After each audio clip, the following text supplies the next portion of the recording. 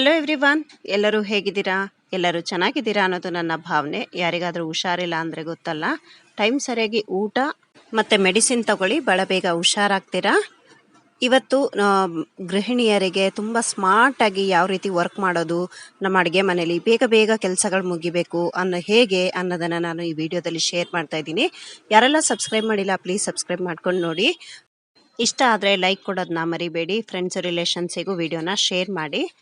ನಾವು ಈ ರೀತಿಯಾಗಿ ನೀರು ತುಂಬೋದು. ಈಗ ನಮ್ಮ ಮನೆಯಲ್ಲಂತೂ ಈ ರೀತಿಯಾಗಿ ಒಂದು ಟ್ಯಾಂಕ್ ಇದೆ.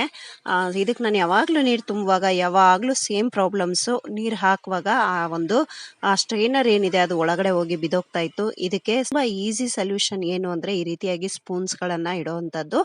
3 ಕಡೆನೂ ಸ್ಪೂನ್ಸ್ಗಳಿಟ್ಟಾಗ ಅದು ಎಲ್ಲೂ ನಮಗೆ ಅಲ್ಲಾಡಲ್ಲ. ಸೊ ನೀರನ್ನ ಭಾಳ ಬೇಗ ನಾವು ಸ್ಟ್ರೈನ್ ಮಾಡ್ಕೊಳ್ಬೋದು. ಇದೇ ರೀತಿ ಹಿಟ್ಟುಗಳನ್ನು ಕೂಡ ಅಷ್ಟೇ. ಮತ್ತು ಸೆಕೆಂಡ್ ಟಿಪ್ಪು ಏನು ಅಂದರೆ ಬೀಟ್ರೂಟ್ಗಳನ್ನ ನಾವು ಕಟ್ ಮಾಡುವಾಗ ಕೈಯೆಲ್ಲ ರೆಡ್ ಆಗುತ್ತೆ. ಮತ್ತು ಈ ನಾವೇನು ಕಟ್ ಮಾಡೋ ಅಂಥ ಚಾಪಿಂಗ್ ಬೋರ್ಡ್ ಇದೆ ಅದು ಕೂಡ ರೆಡ್ ಆಗುತ್ತೆ. ಅದನ್ನು ಮತ್ತೆ ತೊಳೆಯೋದು ಮಾಡೋದು ಅಂದರೆ ಸ್ವಲ್ಪ ಕಷ್ಟ ಆಗುತ್ತೆ. ಆಮೇಲೆ ಕೆಲವೊಂದು ಸಾರಿ ಅದರ ಮಾರ್ಕ್ ಕೂಡ ಉಳ್ಕೊಳ್ಳುತ್ತೆ. ಅದನ್ನು ನಾನು ಯಾವ ರೀತಿ ಇದನ್ನು ಈ ಟಿಪ್ಪನ್ನು ಬಳಸ್ತೀನಿ ಅನ್ನೋದನ್ನು ನಿಮ್ಮ ಜೊತೆ ಶೇರ್ ಮಾಡ್ತಾ ಇದ್ದೀನಿ. ಈ ರೀತಿಯಾಗಿ ನೀಟಾಗಿ ಎಲ್ಲ ಸಿಪ್ಪೆಗಳನ್ನು ತೆಗೆದು ನಾವು ಇಲ್ಲಿ ಒಂದು ಟಿಪ್ಪು, ಸಿಪ್ಪೆ ಎಲ್ಲ ತೆಗೆಯುವಾಗ ನಾವು ಈ ರೀತಿಯಾಗಿ ಒಂದು ವೇಸ್ಟ್ ಕವರ್ಗಳನ್ನು ಈ ರೀತಿಯಾಗಿ ಫೋಲ್ಡ್ ಮಾಡಿ ಇಟ್ಕೊಂಡಾಗ ಭಾಳ ಸುಲಭವಾಗಿ ನಾವು ವೇಸ್ಟೇಜನ್ನು ಸುಲಭವಾಗಿ ಹೊರಗಡೆ ಹಾಕ್ಬೋದು. ಆ ಕಡೆ ಈ ಕಡೆ ನಮಗೆ ಗಲೀಜಾಗಲ್ಲ. ಗಲೀಜಾದಮೇಲೆ ನಾವೆಲ್ಲ ಕ್ಲೀನ್ ಮಾಡ್ತೀವಿ ಅಂದಾಗ ತುಂಬಾ ಟೈಮ್ ಹಿಡಿಯುತ್ತೆ.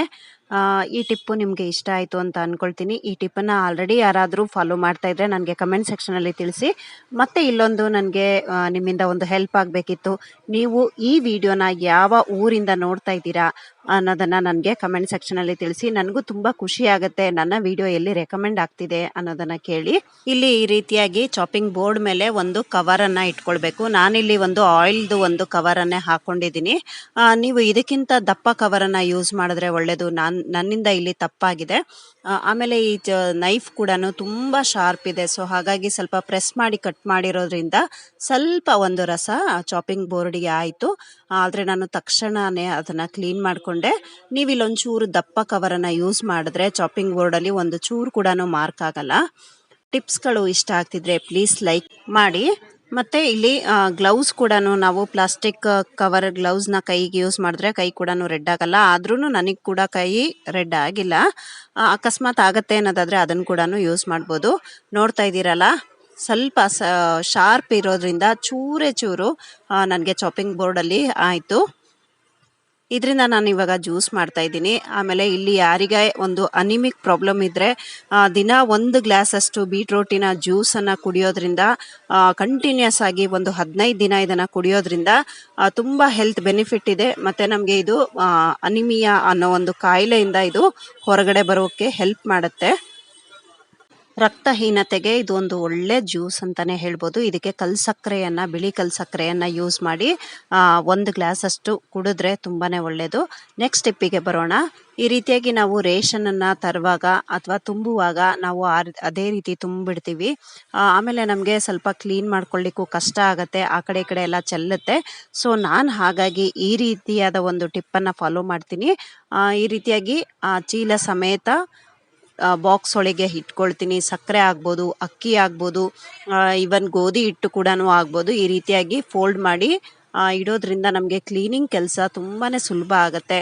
ಇಲ್ಲಾಂದರೆ ಒಳಗೆಲ್ಲ ಈ ರೀತಿಯಾಗಿ ಇಡೋದ್ರಿಂದ ನಮಗೆ ಒಂದು ರೀತಿ ಕ್ಲೀನ್ ಅಂತ ಅನಿಸುತ್ತೆ. ಬೇಡ ಅಂದಾಗ ಅಕಸ್ಮಾತ್ ಎಮರ್ಜೆನ್ಸಿ ಇದ್ದಾಗ ತೊಳಿಲಿಕ್ಕಾಗಿಲ್ಲ ನಮಗೆ ಬಾಕ್ಸ್ ಅಂದ್ರೂ ಜಸ್ಟ್ ಒಂದು ಕ್ಲೀನ್ ಕ್ಲಾತಿಂದ ವೈಪ್ ಮಾಡಿ ಮತ್ತೆ ಬೇರೆ ಒಂದು ರೇಷನನ್ನು ಇದರಲ್ಲಿ ಇಟ್ಕೊಳ್ಬೋದು. ಇದೇ ರೀತಿ ಸಕ್ಕರೆನೂ ಕೂಡ ಇಟ್ಕೊಳ್ತಾ ಇದ್ದೀನಿ ನೋಡಿ, ಸಕ್ಕರೆ ಕವರು. ಇದರಿಂದ ಕ್ಲೀನಿಂಗ್ ಕೆಲಸ ತುಂಬಾ ಸುಲಭ ಆಗುತ್ತೆ. ನೆಕ್ಸ್ಟ್ ಟಿಪ್ ನೋಡೋಣ. ಫ್ರಿಡ್ಜಲ್ಲಿ ನಾವು ಈ ರೀತಿಯಾದ ಒಂದು ಬಾಕ್ಸ್ಗಳನ್ನು ಯೂಸ್ ಮಾಡೋದ್ರಿಂದ ನಮಗೆ ಜಾಗ ತುಂಬ ಕಮ್ಮಿ ಆಗೋಗುತ್ತೆ. ಮತ್ತು ಏನೋ ಒಂದು ಹಾಲು ಇಡಬೇಕು, ಮತ್ತು ಕೆಲವೊಂದು ಸಾರಿ ನಾವೇನೇ ಮಾಡಿದ್ರೂ ಫ್ರಿಡ್ಜಲ್ಲಿ ಜಾಗ ಸಾಕಾಗಲ್ಲ, ಸ್ಪೇಸಿನ ಕಮ್ಮಿ ತುಂಬ ಆಗೋಗುತ್ತೆ. ಆದರೆ ಫ್ರಿಡ್ಜಲ್ಲಿ ಇಡಲೇಬೇಕು, ಏನು ಮಾಡೋದು? ಆಗ ಇಂಥ ಒಂದು ಬಾಕ್ಸ್ಗಳನ್ನು ನಾವು ಯೂಸ್ ಮಾಡಬಾರ್ದು. ಯಾಕೆಂದರೆ ಇದು ಸ್ಪೇಸನ್ನು ತುಂಬ ಜಾಸ್ತಿ ತಗೊಳುತ್ತೆ. ಸೊ ಹಾಗಾಗಿ ನಾನೇನು ಮಾಡ್ತಾ ಇದ್ದೀನಿ ನೋಡಿ, ರೆಡ್ ಕ್ಯಾಪಲ್ಲಿ ಇರೋ ಅಂಥದ್ರಲ್ಲಿ ಈ ಮೆಣಸಿನ್ಕಾಯ್ದು ಒಂದು ಇದಿತ್ತು. ಸೊ ಇದು ಈ ರೀತಿಯಾಗಿ ಲಾಂಗ್ ಬಾಕ್ಸ್ಗಳಲ್ಲಿ ನಾವು ಟ್ರಾನ್ಸ್ಫರ್ ಮಾಡಿಕೊಂಡೆ. ನನಗೂ ಸೇಮ್ ಪ್ರಾಬ್ಲಮ್ ಆಗ್ತಿತ್ತು ನೋಡಿ. ಈ 3 ಬಾಕ್ಸ್ಗಳಲ್ಲಿ ಇದ್ದಂಥದ್ದನ್ನ ಈ ರೀತಿಯಾದ ಬಾಟಲ್ಗಳಲ್ಲಿ ತುಂಬಿಸಿಟ್ಕೊಂಡೆ. ಜಾಗ ಎಷ್ಟು ಉಳಿಯುತ್ತೆ ಅನ್ನೋದನ್ನ ನೀವೇ ನೋಡ್ಬೋದು ಈಗ ಕಣ್ಣಾರೆ. ಇದರಲ್ಲಿ ಪ್ರೋಟೀನ್ ಪೌಡರ್ ಇದೆ. ನಾನು ಈಗ ಲಾಸ್ಟ್ ಒಂದು ವಿಡಿಯೋದಲ್ಲಿ ಪ್ರೋಟೀನ್ ಪೌಡರ್ ಶೇರ್ ಮಾಡಿದ್ದೆ. ಆ 2 ಪ್ರೋಟೀನ್ ಪೌಡರು ನಾನು ಆ ರೀತಿಯಾದ ಒಂದು ಬಾಕ್ಸ್ಗಳಲ್ಲಿ ಇಟ್ಟಿದ್ದೆ. ಜಾಗ ತುಂಬಾ ತಗೊಳ್ತಾ ಇತ್ತು. ಸೊ ಹಾಗಾಗಿ ಈ ಒಂದು ಬಾಟಲ್ಸ್ಗಳು ಮನೇಲಿತ್ತು. ಇದನ್ನ ಬಿಸಾಕ್ತಲೇ ಇಟ್ಕೊಳ್ಳೋದ್ರಿಂದ ನೋಡಿ ಈ ರೀತಿಯಾಗಿ ಒಂದು ಯೂಸಿಗೆ ಬರುತ್ತೆ. ಟಿಪ್ಸ್ಗಳು ಇಷ್ಟ ಆಗ್ತಿದ್ರೆ ಪ್ಲೀಸ್ ಲೈಕ್ ಮಾಡಿ. ಈಗಲೂ ಯಾರು ಸಬ್ಸ್ಕ್ರೈಬ್ ಮಾಡದೆ ನೋಡ್ತಾ ಇದ್ದೀರಾ, ಪ್ಲೀಸ್ ಸಬ್ಸ್ಕ್ರೈಬ್ ಮಾಡ್ಕೊಂಡು ನೋಡಿ. ತುಂಬ ಖುಷಿ ಆಗುತ್ತೆ. ಯಾವ ಊರಿಂದ ನೋಡ್ತಾ ಇದ್ದೀರಾ ಅನ್ನೋದನ್ನು ಕೂಡ ಕಮೆಂಟ್ ಸೆಕ್ಷನಲ್ಲಿ ತಿಳಿಸಿ. ಯಾರೆಲ್ಲ ಈ ಟಿಪ್ಸ್ಗಳನ್ನು ಫಾಲೋ ಮಾಡ್ತಾ ಇದ್ದೀರಾ ಅದನ್ನು ಕೂಡ ತಿಳಿಸಿ. ಮತ್ತು ನನ್ನ ಈ ಚಾನಲ್ನಲ್ಲಿ ಟೇಸ್ಟಿ ರೆಸಿಪೀಸ್ ಆಗ್ಬೋದು, ಈ ರೀತಿಯಾದ ಒಂದು ಟಿಪ್ಸ್ಗಳಾಗ್ಬೋದು, ಹೆಣ್ಮಕ್ಳಿಗೆ ಅಂದರೆ ಒಬ್ಬ ಗೃಹಿಣಿಗಾಗ್ಬೋದು, ಮುಂದೆ ಒಬ್ಬ ಗೃಹಿಣಿ ಆಗೋಕ್ಕೆ ಏನೆಲ್ಲ ಒಂದು ಟಿಪ್ಸ್ಗಳು ಹೆಲ್ಪ್ ಆಗುತ್ತೆ ಆ ರೀತಿಯಾದ ಒಂದು ವಿಡಿಯೋಗಳನ್ನು ನಾನು ತರಲಿಕ್ಕೆ ತುಂಬ ಪ್ರಯತ್ನ ಪಡ್ತೀನಿ. ಪ್ಲೀಸ್ ಸಬ್ಸ್ಕ್ರೈಬ್ ಮಾಡ್ಕೊಳ್ಳಿ. ಇದೇ ರೀತಿಯಾದಂಥ ಒಂದು ವಿಡಿಯೋಸ್ಗಳನ್ನು ಅಪ್ಲೋಡ್ ಮಾಡ್ತಾ ಇರ್ತೀನಿ. ಪ್ಲೀಸ್ ನನ್ನ ಚಾನಲನ್ನು ಚೆಕ್ ಮಾಡ್ತಾ ಇರಿ. ನೋಡಿ ಈ ರೀತಿಯಾಗಿ ಆ ಒಂದು ಡೋರಲ್ಲಿ ಇಟ್ಟಾಗ ನಮಗೆ ಜಾಸ್ತಿ ಒಂದು ಐಟಮ್ಸನ್ನು ಇಡಬೇಕಾಗತ್ತೆ. ಆದರೆ ಅದು ಬಿದ್ದೋಗುತ್ತೆ. ನಾವು ಡೋರ್ ಕ್ಲೋಸ್ ಮಾಡುವಾಗ ಆಗ್ಬೋದು, ಓಪನ್ ಮಾಡುವಾಗ ಆಗ್ಬೋದು. ಫ್ರಿಡ್ಜ್ ಡೋರ್ನ ಶೆಲ್ಫು ಸ್ವಲ್ಪ ಹೈಟ್ ಕಮ್ಮಿ ಇರುತ್ತೆ. ಆದರೆ ನಮಗೆ 2-3 ವೆರೈಟಿ ಇಡಬೇಕಾದಾಗ ಒಂದ್ರ ಮೇಲೆ ಒಂದು ಇಡಬೇಕಾಗತ್ತೆ. ಸೊ ಹಾಗಾಗಿ ಇದರಲ್ಲಿ ನಾವು ಏನು ಮಾಡ್ಬೋದು, ಬೀಳದೇ ಇರೋ ಹಾಗೆ ಸ್ಟೋರೇಜ್ ಕೂಡ ಆಗಬೇಕು ಅಂದಾಗ ಈ ರೀತಿಯಾಗಿ ಒಂದು ಡಬ್ಬ ಪೂಜಾ ಬಾಕ್ಸ್ಗಳಾಗ್ಬೋದು, ಅಥವಾ ನಮಗೆ ಏನೋ ಒಂದು ಸ್ವೀಟ್ಸು ಈ ಬೇಕ್ರಿಗಳಲ್ಲಾಗ್ಬೋದು, ಸ್ವೀಟ್ ಅಂಗಡಿಗಳಲ್ಲಿ ಈ ರೀತಿಯಾಗಿ ಸಿಕ್ಕಿರುತ್ತೆ ರೆಕ್ಟ್ಯಾಂಗಲ್ಲು. ಅದರ ಒಂದು ಮುಚ್ಚಳಗಳನ್ನು ಇಲ್ಲಿ ನಾವು ಯೂಸಿಗೆ ತಗೋಬೋದು. ನನ್ನ ಹತ್ರ ಟ್ರಾನ್ಸ್ಪರೆಂಟ್ ಇದು ಒಂದೇ ಇದ್ದಿದ್ದು. ಸೊ ಇನ್ನೊಂದು ಈ ರೀತಿಯಾಗಿ ವೈಟ್ ಇದೆ. So no problem. ತುಂಬ ಚೆನ್ನಾಗಿ ತುಂಬ ಹೆಲ್ಪ್ಫುಲ್ಲು ಈ ಟಿಪ್ಪು ಅಂತ ಅಂದ್ಕೊಳ್ತೀನಿ. ನೋಡಿ ನೀವು ಹೇಗೆ ಫ್ರಿಡ್ಜನ್ನ ಕ್ಲೋಸ್ ಮಾಡಿ ಓಪನ್ ಮಾಡಿದ್ರೂ ಬಾಕ್ಸ್ಗಳು ಬೀಳಲ್ಲ.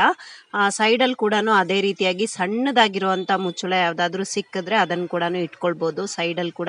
ಟಿಪ್ಸ್ಗಳೆಲ್ಲ ಇಷ್ಟ ಆಗ್ತಿದ್ರೆ ಪ್ಲೀಸ್ ಲೈಕ್ ಮಾಡಿ. ನನ್ನ ಚಾನಲನ್ನು ಇನ್ನೂ ಸಬ್ಸ್ಕ್ರೈಬ್ ಮಾಡದೆ ನೋಡ್ತಾ ಇದ್ರೆ ಪ್ಲೀಸ್ ಈಗಲೂ ಸಬ್ಸ್ಕ್ರೈಬ್ ಮಾಡ್ಕೊಳ್ಳಿ. ಇವತ್ತಿನ ಎಲ್ಲ ಟಿಪ್ಸ್ಗಳು ನಿಮ್ಗೆ ಇಷ್ಟ ಆಯಿತು ಅಂತ ಭಾವಿಸ್ತೀನಿ. ಹೀಗೆ ನನಗೆ ಸಪೋರ್ಟ್ ಮಾಡ್ತಾ ಇರಿ. ಯಾರೆಲ್ಲ ಸಬ್ಸ್ಕ್ರೈಬ್ ಮಾಡಿ ಸಪೋರ್ಟ್ ಮಾಡ್ತಾ ಇದ್ದೀರಾ, ಥ್ಯಾಂಕ್ ಯು ಸೋ ಮಚ್. ನಿಮ್ಮ ಕಮೆಂಟ್ಸ್ಗಳನ್ನು ಓದಿ ನನಗೆ ತುಂಬ ಖುಷಿ ಆಗುತ್ತೆ. Thank you for watching. Have a nice day. Take care. Bye bye.